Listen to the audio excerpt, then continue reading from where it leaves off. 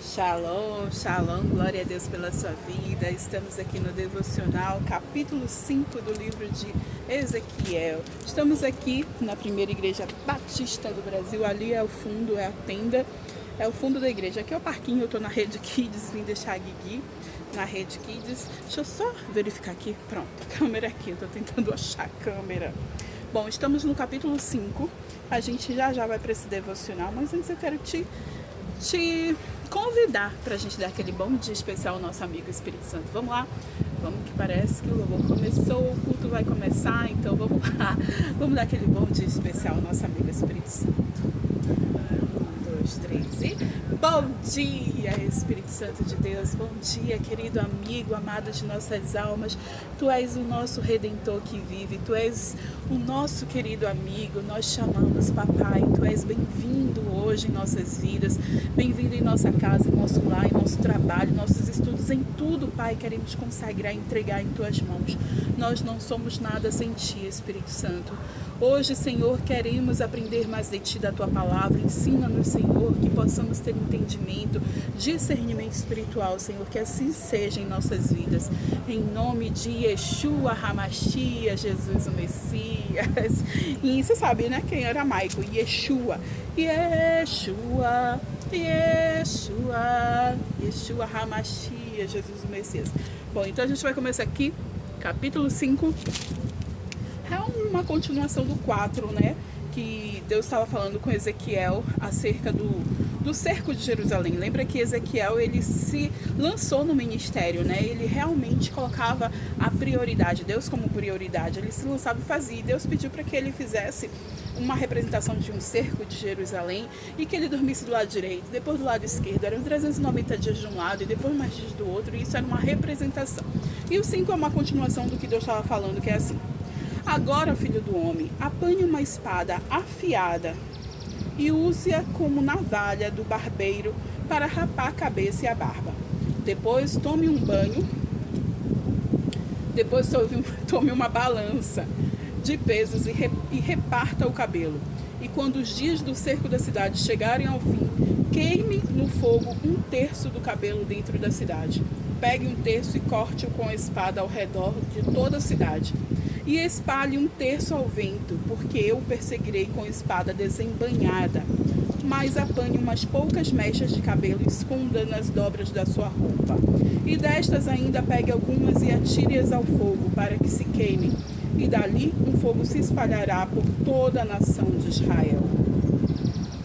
E assim diz o soberano Senhor: esta é Jerusalém que pus no meio dos povos, com nações ao seu redor. Contudo, em sua maldade, ela se revoltou contra as minhas leis e contra os meus decretos, mais do que os povos e as nações ao seu redor.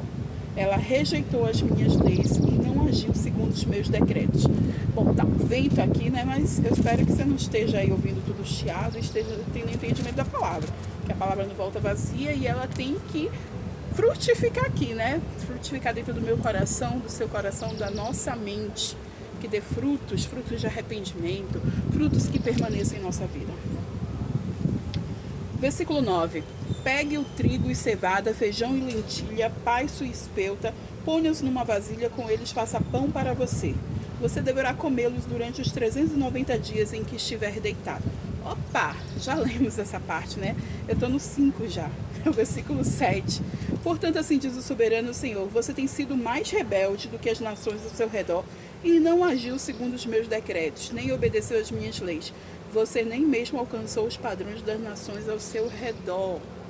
Por isso, diz o soberano Senhor: eu estou contra você, Jerusalém, e lhe infligirei castigo à vista das nações, e por causa de todos os seus ídolos detestáveis farei com você o que nunca fiz nem jamais voltarei a fazer. Por isso, entre vocês sucederá que os pais comerão os seus próprios filhos. E a gente viu, né? Você lembra que Jeremias, ele relatou lá em Lamentações que ele viu mães que eram bondosas comendo seus próprios filhos.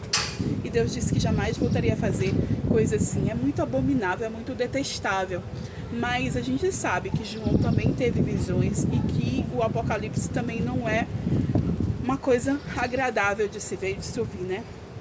Mas olha só, Deus está falando, né, sobre o castigo que viu que os pais comendo os próprios filhos. e os filhos comerão seus pais. Castigarei você e dispersarei aos ventos e os seus sobreviventes. E por isso, juro pela minha vida, a palavra do soberano Senhor, que por ter contaminado meu santuário com suas imagens detestáveis e com suas práticas repugnantes, eu retirarei a minha bênção. Não olharei com piedade para você e não pouparei. 1/3 de seu povo morrerá de peste e perecerá de fome dentro de seus muros, e 1/3 cairá a espada fora da cidade. E 1/3 dispersarei aos ventos e perseguirei com a espada em punho. Então a minha ira cessará, diminuirá a minha indignação contra eles, e serei vingado. E quando tiver esgotado a minha ira sobre eles, saberão que eu, Senhor, falei segundo o meu zelo. Farei de você uma ruína e a tornarei desprezível entre as nações ao seu redor, à vista de todos quantos passarem por você. Você será objeto de desprezo e de escárnio, e servirá de advertência e de causa de pavor às nações ao redor. E quando eu castigar você com ira, indignação e violência, eu, Senhor, falei. Quando eu atirar em você minhas flechas mortais e destruidoras, minhas flechas de fome, atirarei para destruí-la. Aumentarei a sua fome e cortarei o seu sustento. Enviarei contra você a fome e animais selvagens. Eles acabarão como seus filhos, e a peste e o derramamento de sangue. E alcançarão e trarei a espada contra você. Eu, Senhor, falei. Capítulo 5 é uma continuação do 4 que a gente estava falando sobre o cerco simbólico de Jerusalém, né? Deus falando com Ezequias, a consequência do pecado, né? Deus, ele não suporta pecado, a iniquidade e adoração a deuses, né?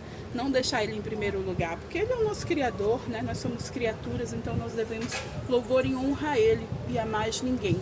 E aqui a consequência da iniquidade principal de Israel, né? De Judá, de Jerusalém, de toda a terra ali, do povo de Deus, era justamente adorar outros deuses. Era justamente não dar louvor, não dar honra a ele, não dar crédito, né? Deus criou tudo e quem leva a fama é outra pessoa. E ele estava extremamente indignado com isso. Imagina.